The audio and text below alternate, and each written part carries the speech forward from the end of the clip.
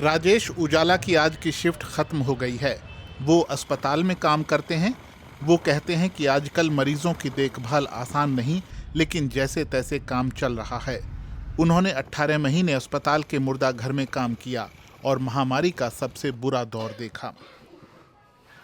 उजाला सिर्फ 2 साल से अस्पताल में काम कर रहे हैं। उससे पहले उनका नाता कला की दुनिया से रहा है।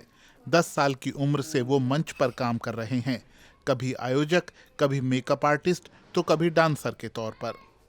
लेकिन जब महामारी आई तो सब कुछ थम गया और उजाला को गुजारा चलाने के लिए काम चाहिए था।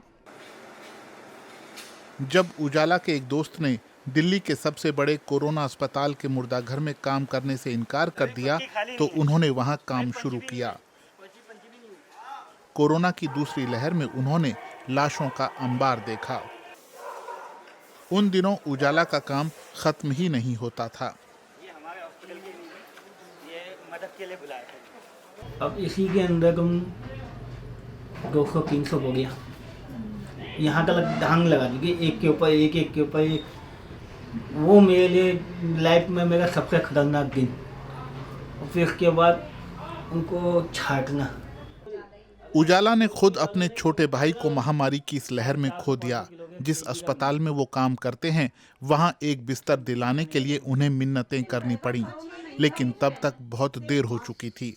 5 दिन संघर्ष करने के बाद उनके भाई ने दम तोड़ दिया।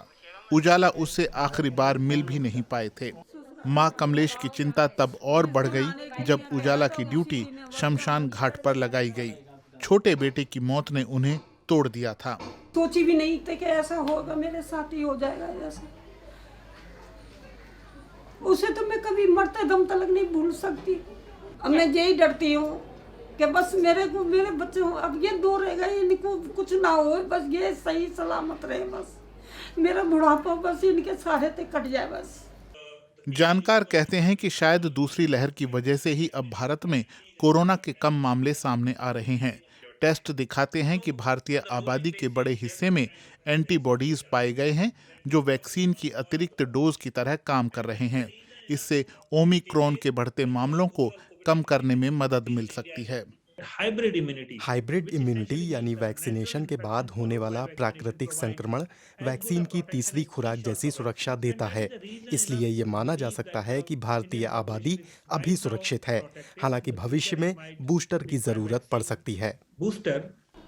लेकिन उजाला के अस्पताल में ओमिक्रॉन के ज्यादा मामले सामने आ रहे हैं, इसलिए उन्हें जल्द मंच पर लौटने की उम्मीद नहीं है। वो चाहते हैं कि 2022 थोड़ा आराम से गुजरे। वो समय से घर आना चाहते हैं ताकि परिवार के साथ वक्त बिता पाएं। लेकिन उन्हें अब भी पूरा यकीन नहीं है कि ऐसा हो पाएगा।